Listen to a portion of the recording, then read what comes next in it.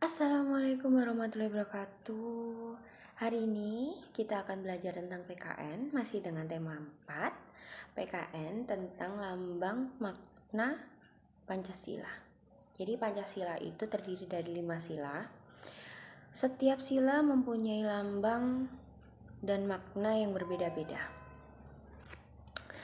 Lambang dari Pancasila sila pertama yaitu bintang, yang kedua yaitu rantai emas, dan lambang sila Pancasila yang ketiga adalah pohon beringin, yang keempat adalah kepala banteng, dan yang kelima adalah padi dan kapas. Kelima sila ini dengan lambang yang berbeda-beda mempunyai makna dan arti yang berbeda juga.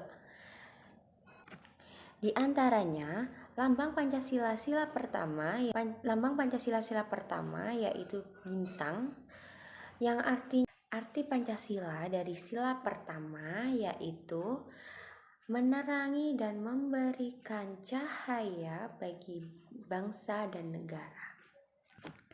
Sila kedua yang berlambangkan rantai emas, yang artinya setiap rakyat baik perempuan maupun laki-laki harus bersatu padu untuk memperkuat bangsa dan negara ini. Dan arti lambang dari sila ketiga yang berlambangkan pohon beringin. Pohon beringin itu besar dan mempunyai banyak ranting, yang artinya keanekaragaman suku, bangsa, agama yang ada di Indonesia untuk terus tetap bersatu demi bangsa ini. Dan sila keempat yang berlambangkan kepala banteng, yang artinya bahwa kita sebagai warga Indonesia dalam memecahkan suatu masalah harus tetap bermusyawarah, mengedepankan musyawarah dalam menyelesaikan masalah. Dan sila Pancasila yang kelima yang dilambangkan oleh padi dan kapas, yang artinya bahwa kebutuhan dasar setiap warga Indonesia harus diberikan secara adil. Setiap sila yang ada di dalam Pancasila mempunyai contoh perilaku yang mencerminkan sila tersebut. Ya, kita bahas satu-satu.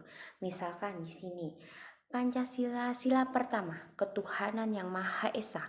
Bagaimana contoh perilakunya? Contoh perilakunya yang pertama yaitu saling toleransi antar umat beragama.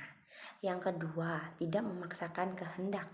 Yang ketiga, saling menolong antar umat beragama. Ya. Kemudian sila yang kedua.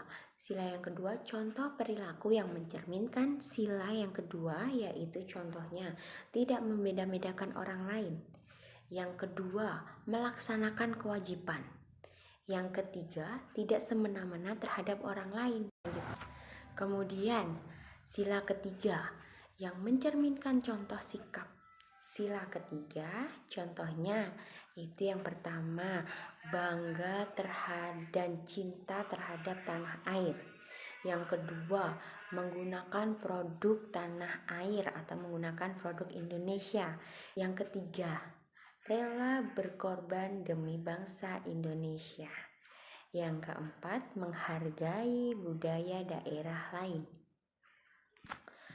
Kemudian contoh yang menggambarkan sila Pancasila yang keempat yaitu yang pertama contohnya mengedepankan musyawarah atau mufakat dalam menyelesaikan masalah.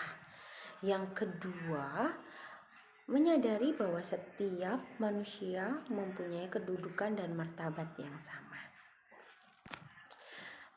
Kemudian yang terakhir sila Pancasila yang kelima.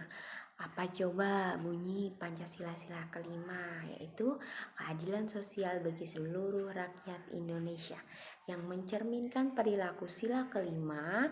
Contohnya yang pertama, menghargai sikap kekeluargaan. Kemudian yang kedua, mempunyai sikap gotong royong, saling tolong menolong. Yang ketiga, tidak merugikan kepentingan umum. Sebagai warga masyarakat, kita harus membiasakan untuk bersikap baik, ya, Banyak manfaat yang bisa kita ambil apabila kita bersikap baik. Ya, manfaat bersikap baik yaitu yang pertama, terciptanya lingkungan yang nyaman dan aman.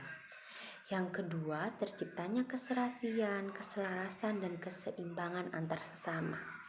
Yang ketiga, meringankan penderitaan orang lain. Kok bisa, Bu, meringankan penderitaan orang lain? Iya, karena kita sebagai manusia pasti mempunyai sikap simpati dan empati. Sikap itulah yang bisa meringankan beban orang lain.